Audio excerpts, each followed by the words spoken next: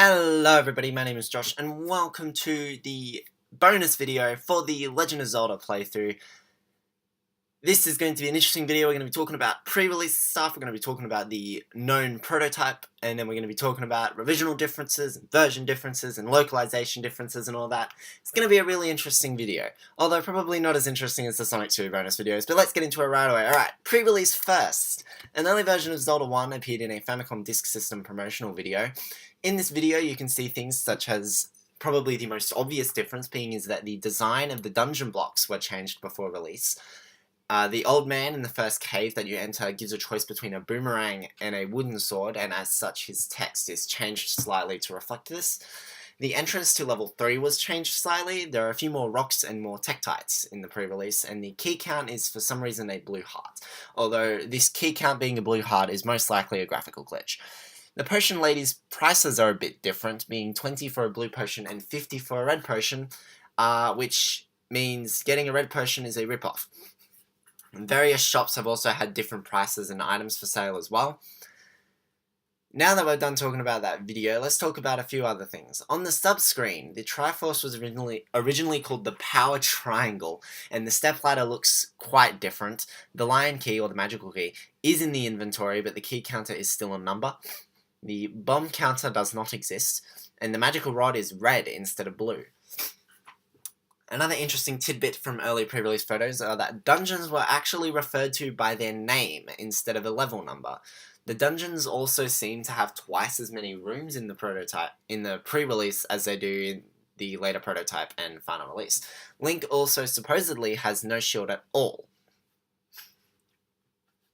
A close-up magazine shot shows the stepladder a bit more clearly, and the red magical rod. This screenshot of the overworld shows more bushes and a narrow walkway that doesn't exist in the final. Now, for a couple other tidbits about the development of the game, the title screen was originally going to use the music Bolero. However, the song was still not in the public domain at the time, so Koji Kondo had to create his own theme in one night. The second quest also came to be because the developers accidentally only used half of the space for dungeon maps. As such, the second quest was created to fill the remaining space.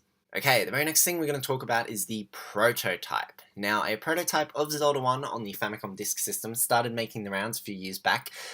In general, it's pretty close to being complete, however there are quite a few neat differences to the final release. In general, the biggest difference between the prototype and the final game are the amount of enemies in dungeon rooms. However, there are also a few other differences which I think are far more interesting. First off, the prologue and item list are not present at all. When the candle is used to light up a room, the game does not pause the action while the room lights up. It isn't possible to attack old men in the prototype. The magical sword requires 8 hearts in the prototype compared to 12 required in the final.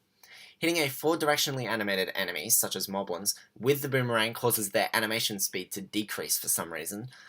There's a rather large bug regarding Patras.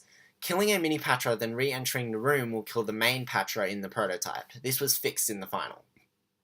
The sword and item in the HUD blinks briefly during screen transitions. Some staircases have bombable walls and they lead absolutely nowhere, as seen in this photo. Armos Knights take longer to come to life in the prototype, coming alive at 128 frames compared to 60 frames in the final. Basically, it was halved in the final. Moldorm has 1 HP per segment in the prototype compared to 2 in the final. Meanwhile, Blue Rizrobe had its health buffed in the final from 8 in the proto to 10. Wizrobe beams do less damage in the prototype. Blue ones do 1 heart, while orange Wizrobes do 2 hearts. This was changed to 2 and 4 respectively in the final release. The Hungry Goriah hasn't been coded yet, and the second quest exclusive old man that says if you go in the direction of the arrow is coded but has no text. Meanwhile, the other old man, Leave Your Life or Money, isn't present. The sword-shooting Stalfos and flashing ropes of the second quest don't exist. Smaller things like the prices of some things in shops and the rewards from the money-making game were changed. Some sprite changes in the prototype involve Stalfos's raised foot, which was redrawn in the final. War Masters have no spots in the prototype. Pol's Voice don't have whiskers in the prototype, as such their eyes are now a green colour. Ganon's defeated sprite is grey instead of brown. There was a much simpler, bolder design, and Genie looks angrier and has legs. There are also some audio differences in the prototype. The game over theme is simpler and shorter. Other changes include the title, dungeon, and ending tracks not existing yet. All dungeons in the game use the level 9 dungeon music. Ganon's jingle when you enter his room does not play, and dungeon music cuts out when entering staircase rooms. Some other miscellaneous stuff in the prototype involve the "it's a secret to everybody" moblin instead says "I'll give you this, so leave me alone." There is one unused room type which forms an arrow pointing left. Other rooms also go unused in the proto, but are used in the second quest in the final. Blue and red bubbles do exist in the prototype, but aren't used yet. These effects on Link are coded. The second quest at this point has been barely started. The overworld is the exact same as the first quest, including the dungeon locations. Dungeons themselves aren't finished, but the maps for them are. The staff list is different in the prototype. Shigeru Miyamoto, Toshihiko Nakagago, and Yoshinari Soejima, I messed up all of those names, I bet, all go by their real names. Takashi Tezuka and Koji Kondo use pseudonyms in both versions. The second quest's ending text was rewritten for the final. The proto also doesn't display the player's death count, although there is space for it. The prototype is also missing the Legend of Zelda 1 end text. Alright, now that we've gone over the pre-release and prototype stuff, it's time to talk about things that go unused in the final game, and then we're going to talk about some revisional differences, and then some differences in terms of localization from English to Japanese. First off, a variation of a Gleeok with one head goes unused in the final, and there is unused text in the game's data that translates to "for further information, check the manual," which is what is noted on Link's sign that he holds up at the end of the prologue. It is assumed that it was originally going to show up as just regular text. Revisional differences. First off, there is a glitch involving the Dock Heart container in the original Famicom Disk System release. By using the flute in the same row, you can pick up the heart container over and over again. The title screen in PRG1 adds a trademark symbol, and the save option screen adds a warning to the PRG1 version. The Animal Crossing version keeps this layout but removes the warning. Some Virtual Console releases use this design as well. English localization. The Old Man in the original Japanese versions is actually decently helpful. The hints were changed for the English versions, not being direct translations. In level 1, in the English version, the Old Man says Eastmost Peninsula is the secret. In the Japanese original, he says you can't use arrows if you run out of money, a useful hint for how the bow works. In level 5, the Old Man says secret power is said to be in the arrow. In the Japanese original, he says there are some creatures that are weak against sound. Both hints relate to the Pole's voice weakness, as the original Japanese release uses the built-in microphone on the Famicom controller. In level 7, the Old Man says there's a secret in the tip of the nose, while in the Japanese original, he states Spectacle Rock is an entrance to death. The hint for how to find level 9 was moved to level 8 in the English release, and the English hint is apparently the room in level 7 where a secret path to the boss's lair is found. In level 8, the Old Man says in the Japanese original, look for arrows in Death Mountain. As such, by the English version moving the entrance hint from level 7 to level 8 mean it replaces a hint, which I think is much more helpful, for finding the silver arrows. In level 8, the Old Man says 10th enemy has the bomb, while in the Japanese original, he says search for the lion key. The original hint was related to the magical key, while the replacement was useless. It is theorized that the replacement hint is meant to be indicating how if you kill 9 enemies, without taking damage, and then kill the 10th enemy with a bomb, they'll give you bombs. That's what they assume it is. In level 9, the Old Man says Eyes of Skull has a secret, while in the Japanese original, he states have you found the red ring, replacing a reminder to get the red ring to a hint for the location of the compass. Again in level 9, the Old Man says Patra has the map, while in the FDS version, he states destroy the topmost boundary. This could be a hint for finding the red ring, however it is quite vague, and was most likely the reason it was replaced in the NES port. In level 6 of the second quest, yeah, we're going there, the Old Man says south of Arrow Mark hides a secret, while in the Famicom version, he says there's a secret north of the lake. Another vague hint from the Japanese release that was replaced with something that made a bit more sense, in this case, finding level 8. Alright, it's time to talk some version differences. Now, there are actually quite a few different versions of the original Legend of Zelda, so we're going to split this up into 2 segments. The first section, we're going to be looking at differences between all the original releases, so the Famicom Disk System compared to the NES version, compared to the Famicom re-release on cartridge. And then we're going to compare all of those to the 2003 re-release, originally released on GameCube. Alright, let's get started with version differences between the original three versions. The original Japanese title of the game is the Hyrule Fantasy: The Legend of Zelda. The NES release completely removed the Hyrule Fantasy from the title, while the Famicom re-release on cartridge changed the name again to the Hyrule Fantasy: The Legend of Zelda 1. The prologue segment changed the title of the story from Legend of Zelda to The Legend of Zelda. In the original Famicom Disk System release, the Book of Magic was called the Bible. This was changed in the NES release and stuck in the Famicom cartridge. The sign that Link holds at the end was redesigned for the NES release to accommodate for the English text. The fast select screen had kill mode.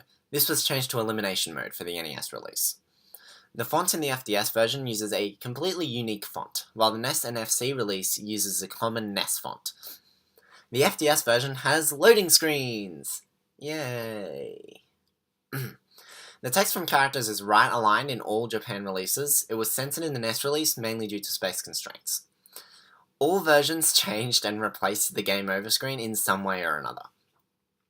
The Zora sprite does not have an outline in the FDS release. It was added in the NES release.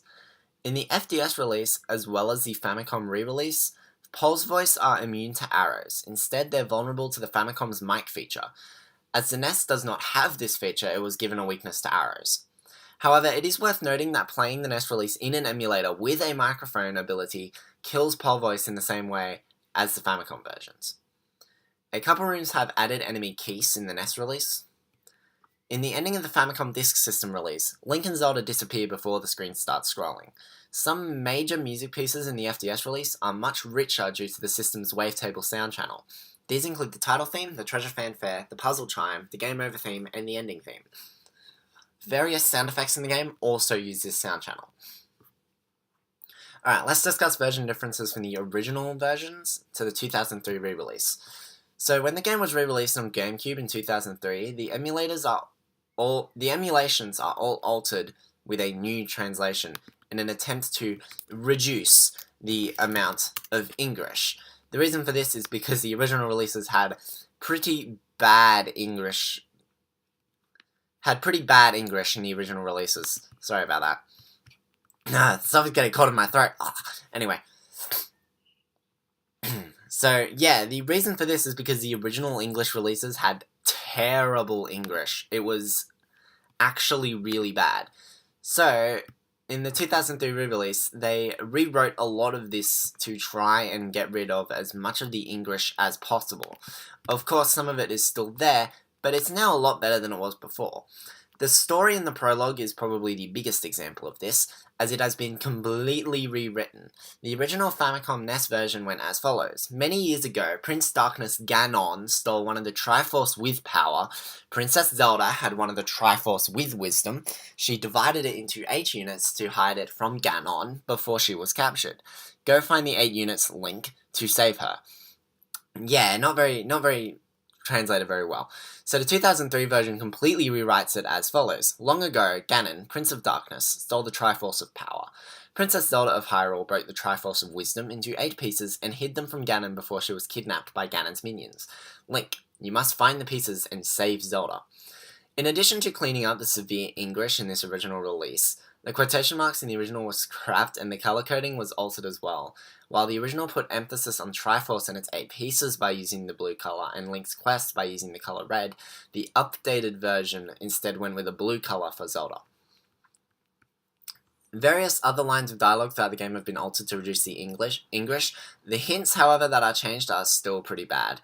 In general, a lot of the things they do is they either remove words or add words to make the to make the sentence sound better.